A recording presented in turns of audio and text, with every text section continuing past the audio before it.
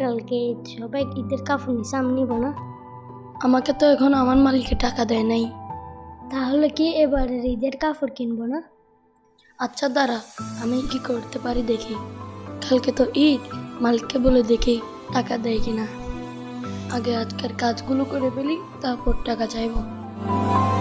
মুরগির ডিম বিক্রি করে কিছু টাকা উপার্জন হয়েছিল, সেই টাকাগুলো সহ মিলিয়ে বাইকে দেখি কিছু কিনে দিতে পারে কিনা।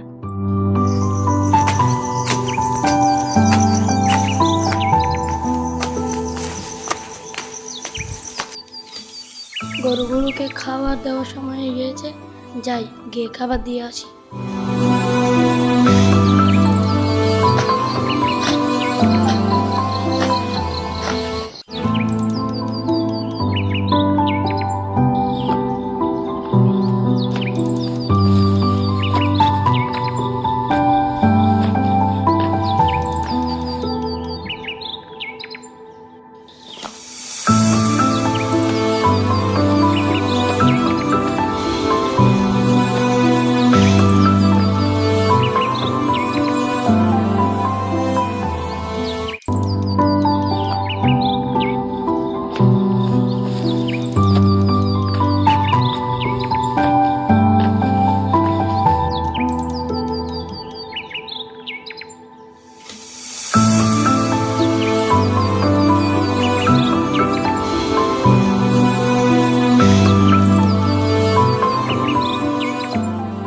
কাজ শেষ, মালিকের কাছে গিয়ে দেখি টাকা দেয় কিনা। সবাইকে কাজগুলো ঠিক মতো করতেছে।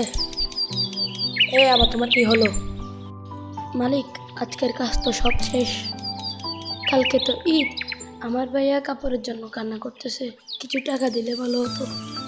এখনো টাকা দিছি তো 1 মাস হয়নি, এখন কোথা থেকে আমি টাকা দিব? মালিক, আমার কাছে তো কোনো টাকা নেই। কালকে তো ঈদ, ভাই কান্না করতেছে ঈদের কাপড়ের জন্য। আজকে দিচ্ছি, পরে যেন টাকা না খুঁজিস।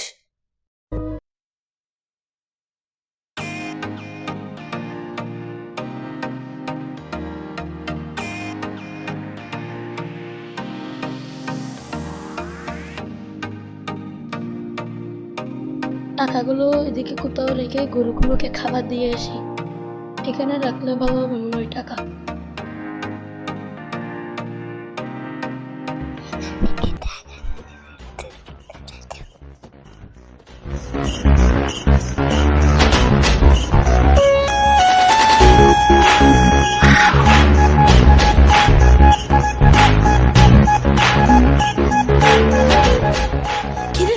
এখান থেকে আমার টাকাগুলো কই গেল? আল্লাহ, ঈদ তো চলে আসছে, আমার ভাইকে তো কাপড় কিনে দিতে হবে। আল্লাহ, আমার তো সব শেষ। আল্লাহ আল্লাহ,